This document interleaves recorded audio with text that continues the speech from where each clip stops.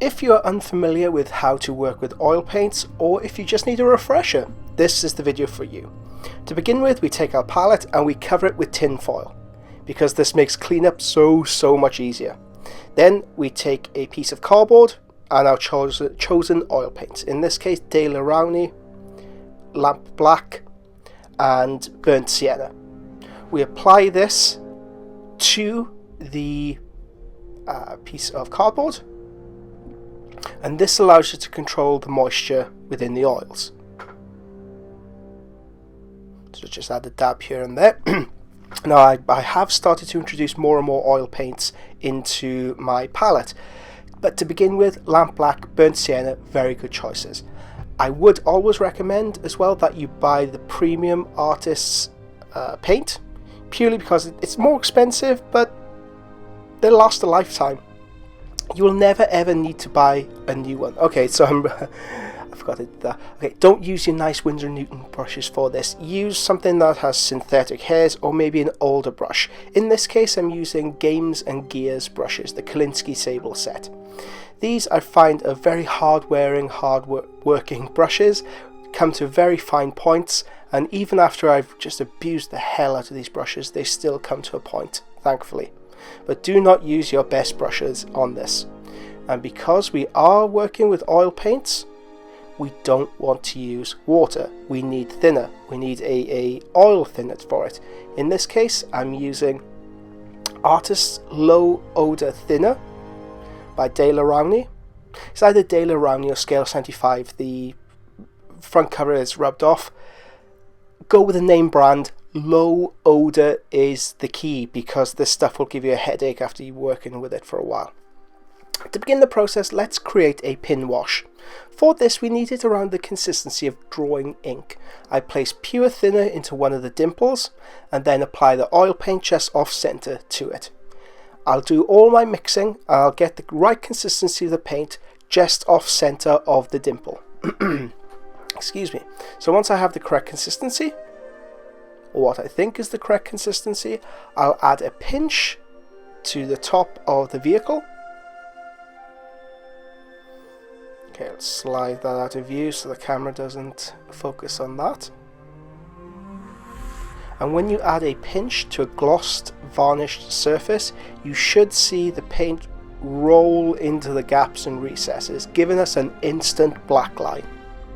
This technique is fantastic when used in combination with airbrush paints, or rather in combination with the airbrush technique, because after airbrushing we do lose a lot of definition of the vehicle, of the miniature that we're painting. What we gain in very nice transitions, we lose in definitive marks. We lose the sculpt itself, and we lose all the nice details that make it what it is. So to reinforce this, to give it a sense of character back, we apply pin washes.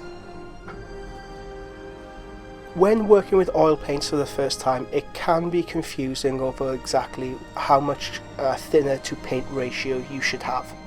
It's one of those things that you will develop a sixth sense of over time. But a few common misconceptions, a few common mistakes, is that the paint is too thin. So when you apply it to the miniature, it rolls into the gaps and recesses like it's supposed to, but when it dries, it doesn't leave a very good definitive mark. It's kind of bleached out and the oil has run wherever the gravity leads it to. It's just not a very nice black line mark. This means there's too much thinner to paint consistency. It's a very easy fix. Perform the same technique again, only slightly thickening up the paint. Oil paints take roughly a week to fully dry, so you do have time to correct, to mess around with, to just play with the miniature in front of you. Another mistake is that the paint is too thick. You can tell that by when you add it to the surface of the miniature, it doesn't move anywhere. It just stays where you placed your brush against the surface of the miniature. Simply add more thinner. Again, very easy fix, because oil paints are the most forgiving paints that you can use. Acrylics take a few seconds to dry, enamels take around half an hour, oils take around a week. You'd have to work exceptionally hard to bust up your miniature by using oil paints alone. So you can see I'm just alternating between black and the burnt sienna for the silvers and the golds on the miniature. And this is adding much needed definition to the areas that I've airbrushed previously.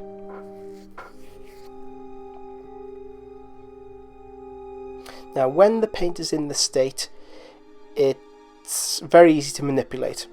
If you make a mistake at this stage, leave it. You can see there's a few sprinkles on the top of the grey that have accidentally happened. If we try to remove it at this moment, you kind of slip and slide and stain the underlying layer. If we leave it cure, if we leave it harden up slightly, we can remove it in the morning with a Q-tip, no damage, no fuss. In most cases, 99% of the time, you don't even need to apply the thinner to the Q-tip. You can just lift it straight off with the earbud. If it is stubborn, if it's one of those stubborn stains, simply add a pinch of thinner and remove it. When it comes to the silver on the vehicle, you can notice that I've added slightly more paint to the mixture to create a stain effect. Now, a stain effect is very different from a pin wash. Whereas a pin wash tries to define the edges and lines of the miniature, a stain will physically try to change the underlying hue. I picked up this technique from a Napoleonic wargamer who had to paint like 300 horses in a weekend. In order to do this, he airbrushed all his horses in a few different colours, gloss varnished them, and then applied a very heavy thick coat. He allowed it to cure for about 12 hours, took a Q-tip, took a washcloth, ran it over the top of the horses. Now you'll get rid of the top layer, you'll get rid of the top portions that come into contact with the makeup brush or the washcloth, leaving the stain. Essentially you're kind of blending it as you're moving the removal instrument over the top of the miniature.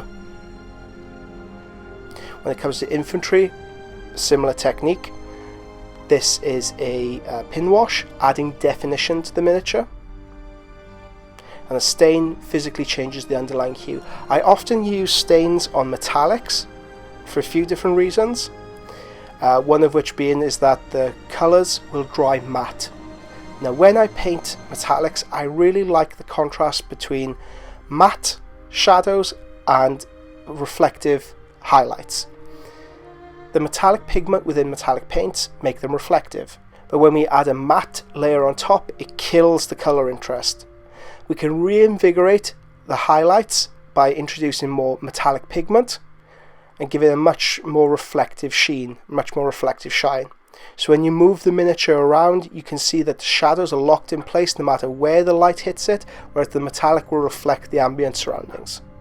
I would refer you back to the Sanguinius video to see this in action. It's a perfect example of how you go about creating a real metallic surface on a larger miniature, as well as the Valdor tutorial and the Custodes tutorial. Again, you can find that in the directory, which is on the front page of the Patreon.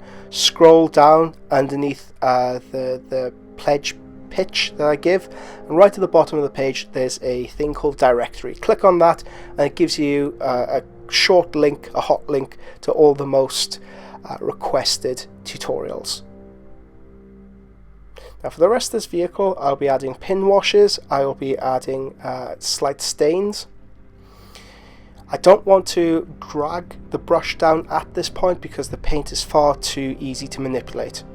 When it comes to oil staining, we can leave it overnight, that's what's preferable. When it comes to oil stains, we can leave it around 20 minutes before we start dragging and manipulating it. But for now, let's concentrate on the pin wash. When pin washing, it makes it easier if you gloss varnish the surface of the miniature first. However, you don't always need to add a pin wash. You don't always need to add a gloss varnish. More and more with my miniatures, I'm avoiding this stage because you do lose contrast, you do lose nuance in the mid-tone in the airbrushing stages that you've built up when you apply a gloss varnish. It compresses the values. When we apply oil paint on top of a miniature, it will not damage the underlying acrylic paint. It will not strip the paint unless you really hammer at it, unless you really hack at it with a Q-tip later on, or if you use thinners that are slightly stronger than the artist thinner. So if you use white spirits, for example, instead of low odor thinner to cut your oil paints with, that may damage the underlying colors. But how I use it, with low odor thinner, it does not damage the underlying paintwork.